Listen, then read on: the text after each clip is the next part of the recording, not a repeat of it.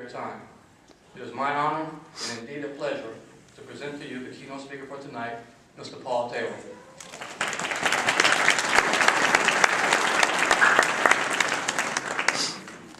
This is kind of short. Good evening. I am very honored to be here. And first and foremost, I just want to say congratulations to all of the graduates.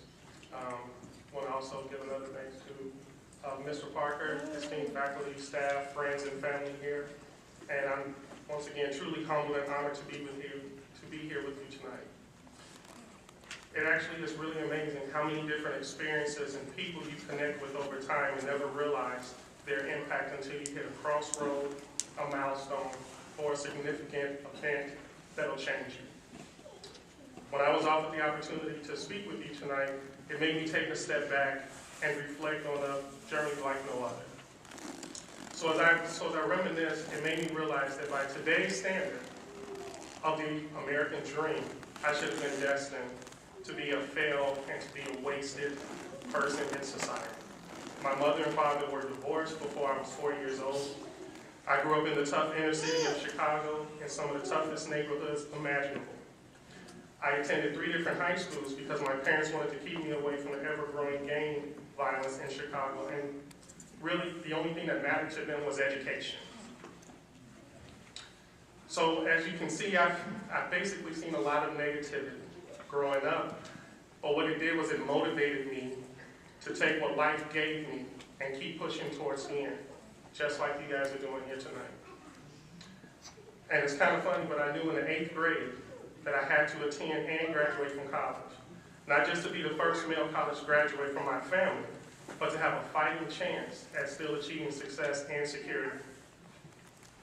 So as with most guys who are 6'6", such as me, I could play a little basketball. But I knew that the NBA was a long shot. So I focused on using it as a vehicle to earn my college degree. During college, I realized that although you are doing the right thing, sometimes life doesn't reciprocate.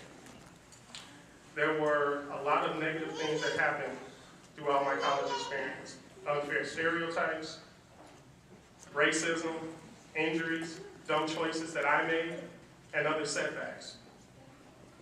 But what this led to was a combination that would, in anybody's estimation, be a true definition of a journey.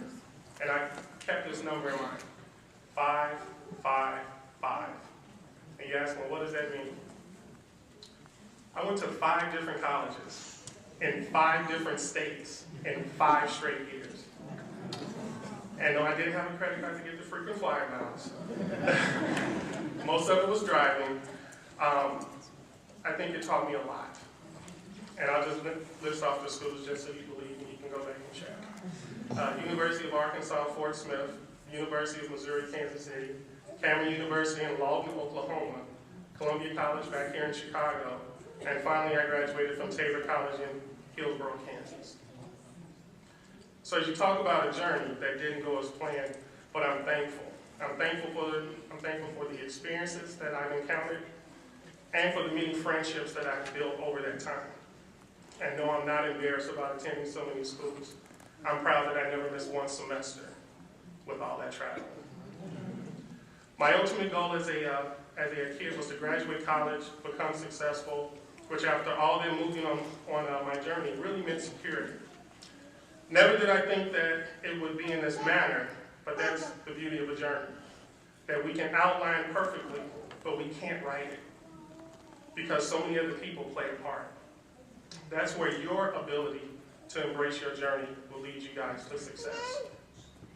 I never thought that I would get married until I was in my mid-30s. That was my plan, that was my friend's plan, but yeah, that didn't happen. And luckily so, I have actually been married for 12 years to my beautiful wife, Nikki, and I have 2 kids. And the thought of never having met her or having a family because of my perfect plan is just inconceivable. Once again, the beauty of embracing a journey. I've also had the pleasure of working, training, and developing with 3 Fortune 500 companies over the past 12 years. Enterprise Rent-A-Car, Target Corporation, and I'm currently with Apple Incorporated. During my time at Enterprise and Target, I achieved tons of accolades, recognition, surpassed numerous goals. But when it was time for me to embark on a different step in my journey, I had to leave. The hardest part for me was leaving the people. I had formed some very close relationships with teams, peers, bosses, and I know in some way that I changed their journeys positively, and they had changed mine. One point of advice while you guys are on your journeys: never burn any bridges. I can't tell you the number of times I needed a good rate on a rental car and a no receipt return on some defective merchandise at Target. So my current company, Apple, you guys may have heard of it. I'm actually using an iPad, so yes, I am one of those people. We had a very famous CEO that just recently passed away, Steve Jobs. And although I never met Steve, his vision and blueprint are seen throughout Apple, in its team, and in its culture. Steve delivered a commencement address in 2005 at Stanford University that was pure Steve Jobs. It was simple, it was insightful, and it was powerful. Steve said his journey began when his adopting parents promised his biological mother that he would go to college. Well, if any of you guys know his story, he only went to school for 6 months, and then he dropped out. But he didn't leave the campus. He hung around for 2 years, slumming off his friends, and eating their food, and just going into classes, really not paying for it. But what we knew is that he had no idea of what he wanted to do. But thank God he figured it out. So in his speech, during this commencement address, Steve also mentions experiences are like dots. You can't connect them looking forward. You can only connect them looking back as you go forward. He talked about how his journey started over when he was 30, and he was fired from Apple, the company which he started with his friend in the garage of his parents' home. Steve gives great clarity into how this unforeseen termination allowed him to reach a new height of his own creativity that he wouldn't have achieved had he still been with Apple. Steve told the graduates, quote, "Sometimes life hits you in the head with a brick, but don't lose faith. The only thing that kept me going was that I loved what I did. You have to love what you do." This was evident to me on October 19th, 5 days after we launched iPhone 4S of this year. And every Apple store in the world closed their doors for a private 3-hour memorial that was streamed live for the employees. It was very moving to see, although Steve had his faults, he enriched more lives than I think he knew.